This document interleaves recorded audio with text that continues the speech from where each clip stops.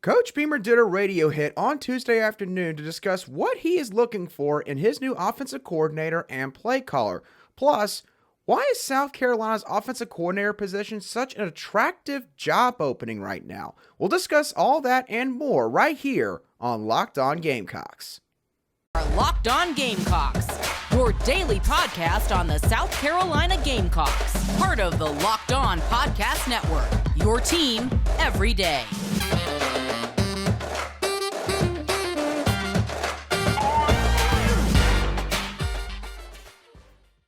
Today's show of the Locked On Gamecocks podcast is brought to you by Sling TV. Don't miss this week's matchup between the South Carolina Gamecocks and the Georgetown Hoyas on FS1 Saturday afternoon on the hardwood right here on Sling. Sling, the TV you love for a price you'll love. Try it today. Hello, Gamecock Nation, and welcome back to the Locked On Gamecocks podcast, your show for daily headlines and potential storylines on your favorite South Carolina Gamecock sports teams. I'm your host, Andrew Lyon, and as always, thank you for making the Locked On Gamecocks podcast your first watch or listen here today. We are free and available on YouTube and wherever you get your podcast daily. And we've got a lot to talk about on this Wednesday edition of Locked On Gamecocks. Obviously, there's still plenty of conversation that has taken place surrounding South Carolina's recently opened offensive coordinator position.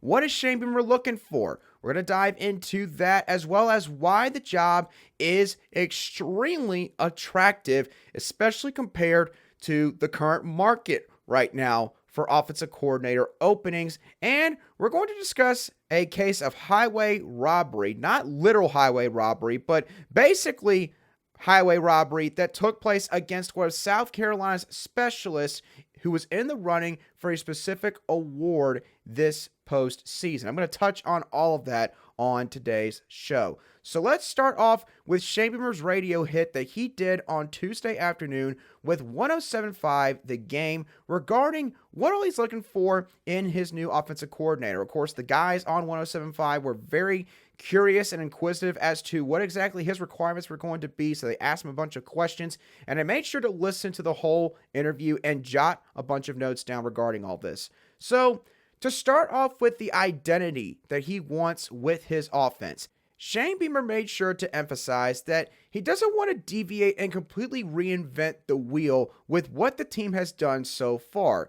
Basically saying nowadays in college football, everyone is doing the same thing in terms of mixing in some college concepts while also combining a couple of components from maybe some NFL offenses. He still believes that it all starts with being a balanced offense in the sense of being able to both run and throw the football, not necessarily split up running and passing plays in a 50-50 ratio. He also wants to be able to get the ball to South Carolina's playmakers consistently, and he wants the offense to possess the ability to push the ball down the field. In terms of a potential timeline for when this hire could be made, Shane Beamer said that his phone has been blowing up with people who want to come to South Carolina since the position was open. And in terms of when the hire could be made, he did pretty much say that he's going to make the hire in due time, but believes that they've got plenty of time before the bowl game practice slate starts later in December. Obviously, that will probably vary a little bit depending on which bowl game the Gamecocks go to. I think if they go to the Gator Bowl, that bowl game is on December 28th or 29th, which would mean obviously an earlier start date in terms of the bowl practice slate. But if the Gamecocks go to, say, the ReliaQuest Bowl or maybe even the Citrus Bowl, which I've heard has a lot of interest in South Carolina, then they might end up having a couple extra days. But you also got to take into account the players having finals going on, all the recruiting that's taking place. The transfer portal is about to open up this next Monday. There could be some Gamecocks that potentially enter it. Again, don't have any solid info on that, just a complete guess. So there's going to be a lot going on throughout this time period. So I think that's part of the reason why Shane Beamer's not going to be in a complete and total rush regarding this. Now, when he was asked if previous play calling experience matters, he said he's not sure if it matters, but what he cares about the most is fit. Whoever he ends up hiring, Shane Beamer said he wants this hire to fit the program's culture. He also went on to say whether they come from the NFL ranks, maybe the Power 5 level, or even Group of 5, coaching is coaching. and that there's a lot of great coaches out there at every single level. Basically, the level that you're coaching at does not dictate how good of a coach you are, was his point he was trying to make. And so essentially, Shane Beamer said that he is not going to limit the pool of candidates because of where their experience lies. Now, on the importance of in-game management and play calling skills, admittedly, he seemed to contradict his answer regarding experience with his answer he gave to this question, because Shane Beamer said, I think that it's critical in terms of in-game management and the play calling skills. Ideally, we hire someone who has called plays before, but everyone has to get their start somewhere before they begin calling plays on their own. However, there was one part of his answer that really stuck out in terms of this exchange, saying there's no substitute for experience, which I think is pretty telling as to where his thought process lies overall, despite the answer he gave to the previous question. Now, the final question that Shane Beamer was asked regarding the offensive coordinator coaching search was related to Spencer Rattler and his potential decision that he has to make fairly soon as to whether or not he's going to come back to South Carolina or take his shot at the NFL. And Shane Beamer responded to this question saying that at the end of the day, he's going to do what's best for the program first. While the coordinator's potential relationship with Rattler would be important, it is not going to be a deal breaker. So obviously, probably the kind of answer that you want to hear if you're a Gamecock fan, as it sounds like, again, Shane Beamer is concerned about the process of trying to help this program take the next step. He's not maybe going to be looking for a guy that's just going to be here 1 year, or maybe it's just going to be really good in terms of catering to Spencer Rattler's skill set, but none of the other quarterback skill sets. So when reading between the lines regarding all of Shane Beamer's answers in this interview, this is sort of what I took away from everything. Shane Beamer wants an offense that is similar to what the team is running right now. Again, combining some college concepts with some pro concepts at the same time. He wants a guy that has proven to have that feel in terms of in-game management and play calling. Thus, basically, he wants someone that has experience based on what he said in this interview. And he also wants someone who is going to fit the culture in the building. And the hire, again, do not expect it to be a quick one. This is one that could take multiple weeks. And the thing is, I think that Shane Beamer has good reason to take his time with this coaching search, because the thing is, Shane Beamer truly has options this time around, which is probably a reason why he is willing to wait. And I'm going to dive into just how attractive this offensive coordinator opening is in just a little bit right here on Locked On Gamecocks. But before I touch on that, I do want to let y'all know that today's show is brought to you by our friends over at BetOnline. BetOnline is your number one source for sports betting info, stats, news, and analysis. You can get the latest odds and trends for every professional and amateur league out there, from football to basketball to soccer, the World Cup going on right now. How about the United States making it onto the round of 16? You've also got esports as well. BetOnline has got it all. And if you love sports podcasts, you can find those at BetOnline as well. BetOnline continues to be the fastest and easiest way to check in on all of your betting needs and get your betting fix. Head on over to their website today or use your mobile device to learn more, because BetOnline is where the game starts.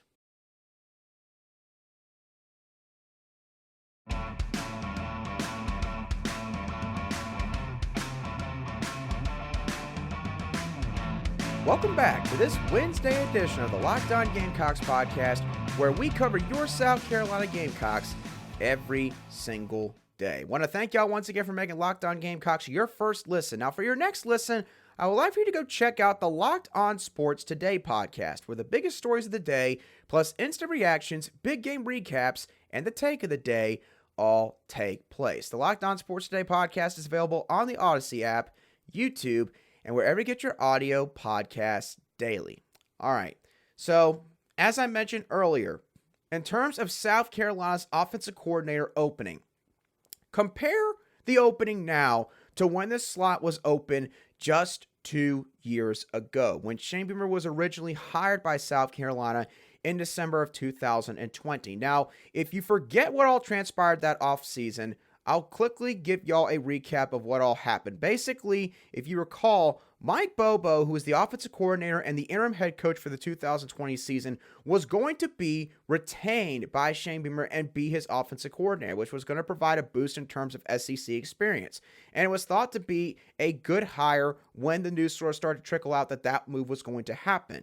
Now, obviously, we all know how it ended. Mike Bobo wound up taking the offensive coordinator job at Auburn and wound up getting, I think, a $1.5 million contract for 3 years, which is something that, if you had to read the tea leaves when looking back on this whole sequence of events, Shane Beamer in South Carolina were not willing to go to that length to keep Mike Bobo.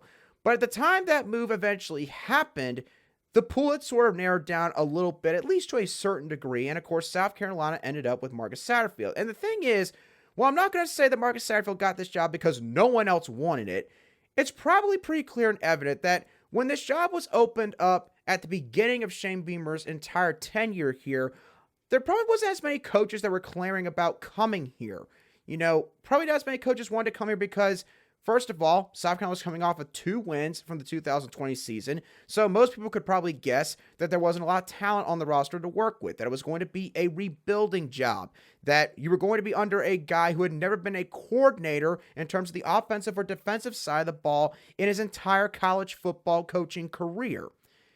Fast forward now to 2022. We're about to get into December, get near the 2-year anniversary of when Shane Beamer was hired at South Carolina.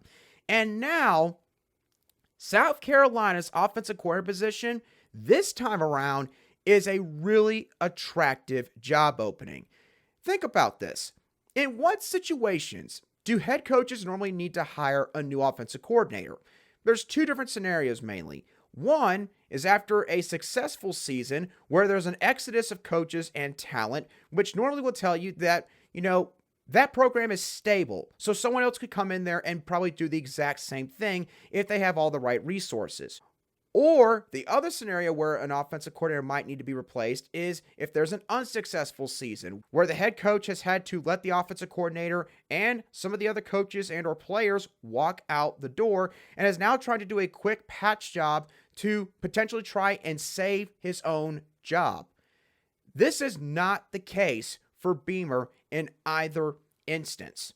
This is a quote-unquote elevate type of hire, not a desperation type of hire.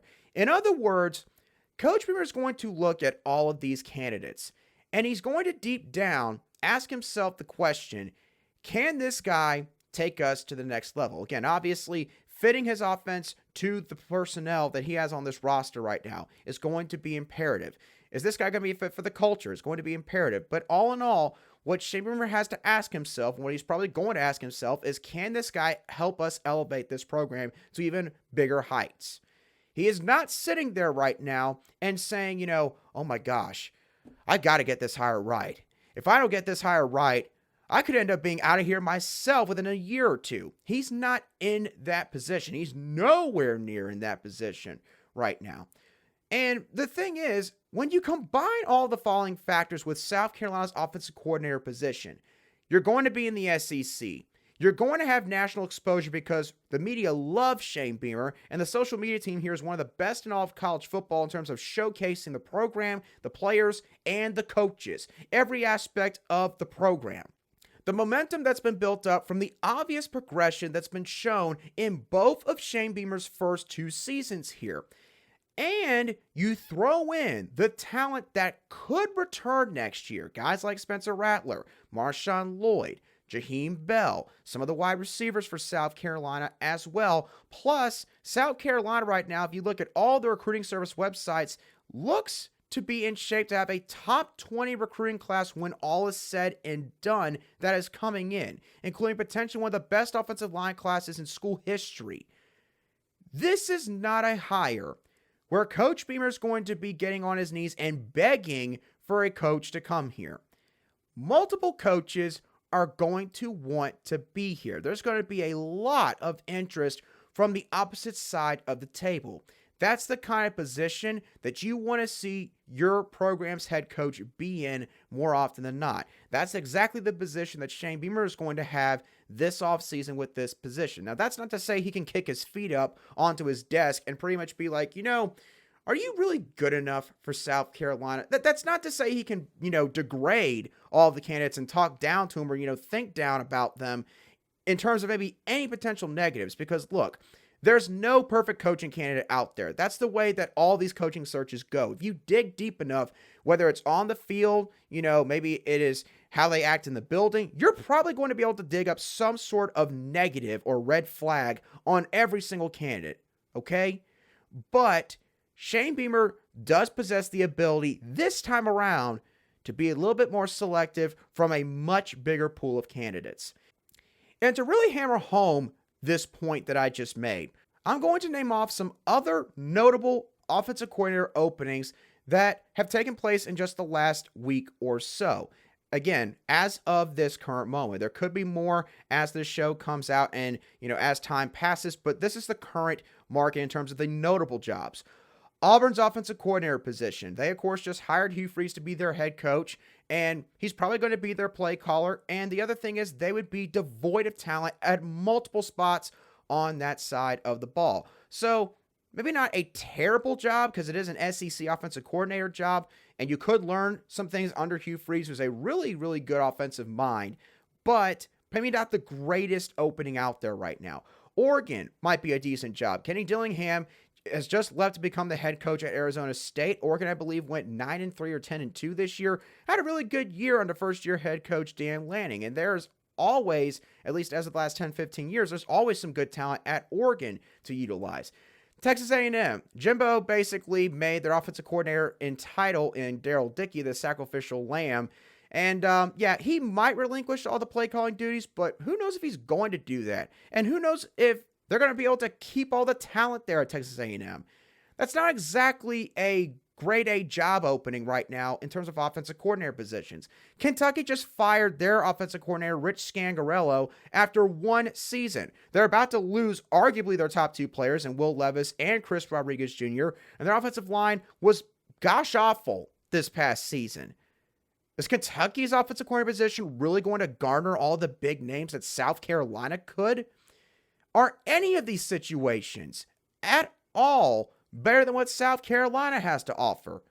Besides maybe Oregon, absolutely not. So South Carolina, to bottom line this whole portion of the show, is in a really good position right now in terms of their offensive coordinator spot. And I get it. Fans are going to get antsy. Fans are going to be going to social media and the internet, and they're going to be hitting that refresh button all day long because they're going to be waiting for some kind of news to trickle out about who South Carolina could be targeting. They're going to want a grand slam higher in their eyes, all that good stuff. I'm going to tell you, you might want to have some patience here. And look, you should take that as a good thing that South Carolina is probably going to be patient with this entire process, because that means that, again, there is a lot of interest in this job, and Shane Beamer has a lot of options to sort through in terms of who will call plays for the Gamecocks in 2023. Now, we've talked a lot about the offensive coordinator opening on today's show. It's time to discuss some highway robbery that took place on Tuesday regarding Kai Kroeger and him being dropped from contention for the Ray Guy Award. We're going to dive into this entire conversation in just a few moments right here on Locked On Gamecocks, but first, a word from a couple of sponsors.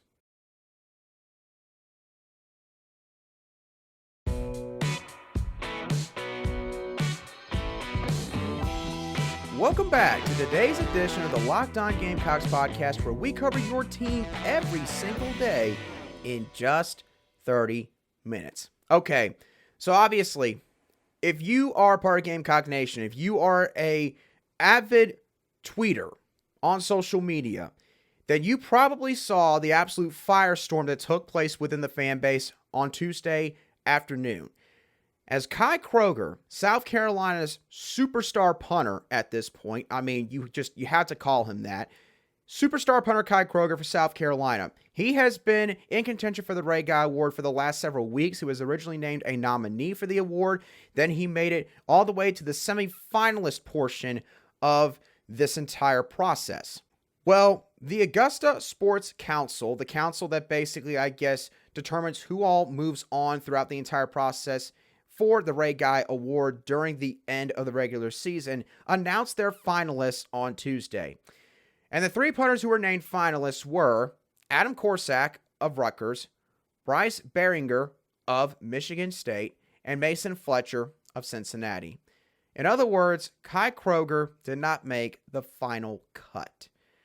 And obviously, Gamecock fans were very upset about this. There was a lot of media members who immediately threw criticism towards the Ray Guy Award and more specifically the Augusta Sports Council, saying that this was an absolute snub against Kai Kroeger considering everything he has done this season. So I was very curious as to know why was it that these guys got put in over Kai Kroeger. And I want to make something clear. I'm not taking anything away from the guys who were named finalists for the Ray Guy Award. And I am going to nitpick a little bit at certain statistics and the way they punt in a little bit. So quick disclaimer, I'm not trying to take anything away from those guys. I'm just building up the case for why maybe Kai Kroeger should have gotten more consideration and why he might have been behind the 8 ball inherently in this entire process. So, first of all, let's throw out the stats for Kai Kroeger. Kai Kroeger averaged 46.8 yards on 52 punts this season, downing 27 punts inside the opponent's 20-yard line, over half of his punts. Now, in terms of the other people who were in terms of the other punters who were named finalists, I'm not going to mention Bryce Beringer in this entire conversation because, quite frankly, he deserves to be a finalist. He's probably one of the best punters in all college football, statistically speaking, bar none. So he's not going to be involved in this. Mason Fletcher and Adam Korsak, however, will be involved in this. In terms of Mason Fletcher, at Cincinnati, he averaged 46.6 yards on 56 punts, pretty close to what Kai Kroeger had, and down 28 punts, half of his punts exactly, inside the opponent's 20-yard line in the regular season. So again, really close to what Kai Kroeger had. I'll get into why I brought him up in just a little bit. Now for Adam Korsak at Rutgers, he averaged 44 yards on 75 punts, downing 32 punts inside the opponent's 20-yard line, which accounted for 42.6% of his punts overall. Now, I've got 2 main issues, 2 gripes here with Kai Kroeger being left out in terms of the finalists for the Ray Guy Award. The first issue, the percentages regarding Adam Korsak's stats not matching up with Kai Kroeger's did not seem to matter in the grand scheme of things to the Augusta Sports Council. Because, again, as I mentioned, Adam Korsak had 75 punts. He only downed 32 punts inside the opponent's 20-yard line. Kai Kroeger had 23 less punts than Adam Korsak, and he downed 27 punts inside the opponent's 20-yard line. So essentially, if Kai Kroeger had 75 punts like Adam Korsak did, his stats would have automatically been better, assuming that he keeps the same pace, than Adam Korsak, both in terms of distance traveled and how many punts were down inside the 20-yard line. But basically, he seemed to be punished for the fact that he didn't punt the ball that often. Let me make an analogy real quick to explain this a little further. Let's say I'm in a 3-point shooting competition against a friend of mine because we're both really good 3-point shooters when it comes to basketball. In this contest, I take 10 3-point shots. I make 5 of them, so I made 50% of my shots. Not bad for 10 shots. Now my friend, he shoots 13 shots. He makes 6 of them, so he only hit 46% of his shots, but yet he did hit 1 more 3-pointer than I did. In this case, the Augusta Sports Council would have basically given the award to my friend. And what's not fair in that analogy would be the fact that, hey, my buddy may have hit more 3-point shots than me, but he also had 3 more attempts than I did in our contest. But yet that doesn't seem to matter. Adam Korsak had 23 more punts than Kai Kroeger. He only downed 5 more punts inside the opponent's 20-yard line. Again, I'm not blaming him for this. This is not at all his fault, and I'm not trying to make it sound like it is. It's the entire thought process that is just mind-boggling to me. Basically, if Kai Kroeger was on a football team that had a gosh-awful offense where he had to punt the ball about every other possession in a football game, he probably would have been a finalist. That's what they're saying when they have Korsak in this, but not Kai Kroeger. Now, the other gripe I have with this whole thing, and this one is a deeper conversation that I can't completely dive into on this show, admittedly, but the Australian punters controversy. Now, look, if you are a special teamer yourself and you have to be watching or listening to today's show, then you know what I'm about to talk about. There is a lot of Australian-style punters that have made their way into football, American football. A lot of them now you see at the college ranks. And I want to make something clear.